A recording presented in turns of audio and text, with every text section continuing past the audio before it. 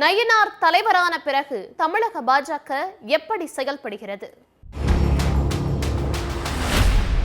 தமிழ்நாடு பாஜகவோட மாநில தலைவரா நயினார் நாகேந்திரன் ஏப்ரல் 12ஆம் தேதி அதிகாரப்பூர்வமா அறிவிக்கப்பட்டாரு. நயினார் நாகேந்திரனை தலைவரா அறிவிச்சப்பவே பாஜக அதிமுகவோட கூட்டணியும் உறுதியாச்சு.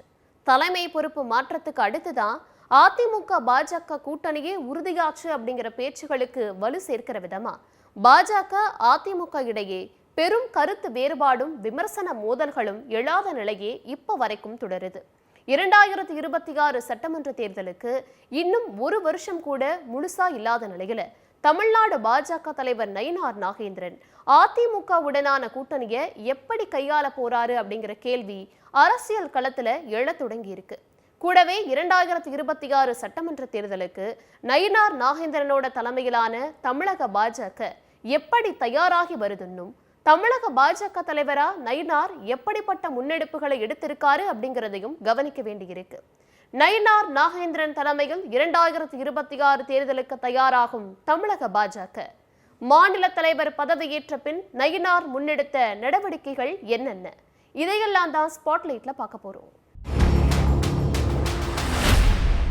2021 சட்டமன்ற தேர்தலில் ஒன்னா போட்டியிட்ட பாஜகவும் அதிமுகவும் அதுக்கப்புறம் கருத்து வேறுபாடுகளை சந்திக்க ஆரம்பிச்சாங்க. அதிமுக தலைவர்கள் குறித்து அண்ணாமலை பேசியதும் கூட்டணி விரிசலை பெருசாக்குச்சு. இதனால 2024 நாடாளுமன்ற தேர்தலில் அதிமுகவும் பாஜகவும் தனித்தனியா களம் கண்டாங்க.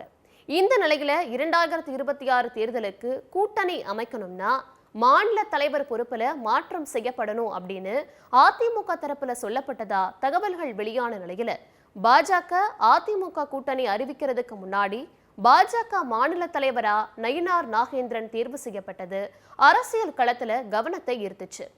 நயினார் நாகேந்திரன் ஏற்கனவே அதிமுகவில் இருந்தவர் அப்படின்றதால இரு கட்சிகளிடையே இணக்கமான சூழலே இப்ப வரைக்கும் நீடிச்சிட்டு வரதாவும் சொல்லப்படுது. பாஜக கூட்டணியில இருக்க மற்ற கட்சிகளை பத்தி விமர்சிக்கிறதோ இல்ல சர்ச்சைக்குரிய கருத்தை தெரிவிக்கிறதோன்னு கூட்டணிக்குள்ள குழப்பத்தை ஏற்படுத்துற மாதிரியான செயல்கள்ல நயினார் ஈடுபடாம கூட்டணியை நேர்த்தியா கையாள்றாருன்னு சொல்லப்படுது. குறிப்பா ராமதாஸ் மற்றும் அன்புமணி ராமதாஸ் இருவருக்கும் இடையே இருக்கிறது உட்கட்சி பிரச்சனை, அதுல நாங்க தலையிட முடியாதுன்னு சொன்னதும் அதிமுக மூத்த தலைவர்களுடன் இணக்கமான போக்க கையாள்றதுலாம் கூட்டணி கட்சிகளை நயினார் நேர்த்தியா கையாள்றதாவே சொல்லப்படுது. தமிழக பாஜக தலைவரா நயினார் நாகேந்திரன் பொறுப்பேற்றப்போ அண்ணாமலையோட பாணி வேற, என்னோட பாணி வேற, அவர் புயல், நான் தென்றராக தான் இருக்க முடியும்னு பேசியிருந்தாரு. அதுக்கேற்ற மாதிரியே அண்ணாமலையோட அக்ரெசிவான போக்குல இருந்து நயினார் நாகேந்திரன் மென்மையான போக்கையே கையாண்டு வரது தேர்தலுக்கு குறைவான காலம் இருக்க இந்த சமயத்துல நெருக்கடியா அமையும்னு சொல்லப்படுது. அதே சமயம் அதிரடியான பிரஸ் மீட், கடுமையான விமர்சனங்கள், குற்றச்சாட்டுகள் இல்லாததும் பாஜகவோட செயல்பாடுகள்ல பெரிய தாக்கத்தை ஏற்படுத்துமான்னு கேள்விகளும் எழுது. அண்ணாமலையோட ஆதரவாளர்கள் சில இடங்கள்ல தவிர்க்கப்படுறதும், ஊடகங்களை தொடர்பு கொள்ள அண்ணாமலை டீம் இல்லாம புது டீம் உருவாக்க திட்டமிட்டு இருக்கிறதும் நயினாருக்கு பிளஸ்ஸா அமைஞ்சாலும் அக்ரெசிவ் அரசியல்ல இருந்த பாஜக கொஞ்சம் பின்னோக்கு எடுத்துட்டு போய் இருக்கு அப்படின்னு சொல்றாங்க அரசியல் பார்வையாளர்கள்.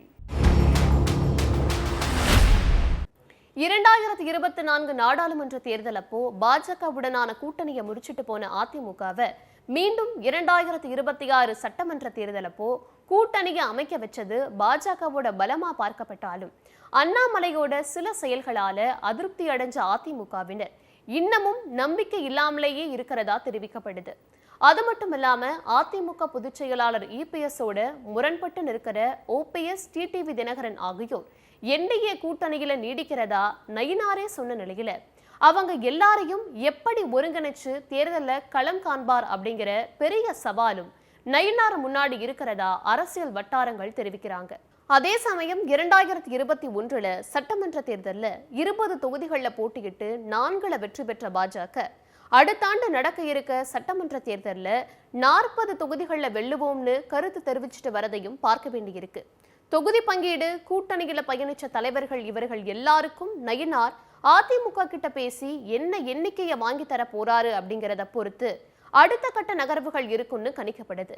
தமிழக தேர்தல் களம் ஏற்கனவே சூடு பிடிக்க தொடங்கி இருக்க நிலையில நயினார் நாகேந்திரன் தென்றல் போக்க கையாண்டா பாஜக மற்றும் அதன் கூட்டணி கட்சிகளுக்கு தான் பின்னடைவா அமையும்னு அடுத்தடுத்த மாதங்கள்ல புயல் போக்க நயினார் கையில் எடுக்க வேண்டிய கட்டாயத்துல இருக்கிறதாவும் பாஜகவினரே கருத்து தெரிவிச்சுட்டு வர நிலையில நயினார் நாகேந்திரன் எப்படிப்பட்ட போக்க கையில் எடுக்க போறாரு அப்படிங்கிறத பொறுத்தே பாஜக 2026 தேர்தல்ல தாக்கத்தை ஏற்படுத்தும்னு சொல்லப்படுது.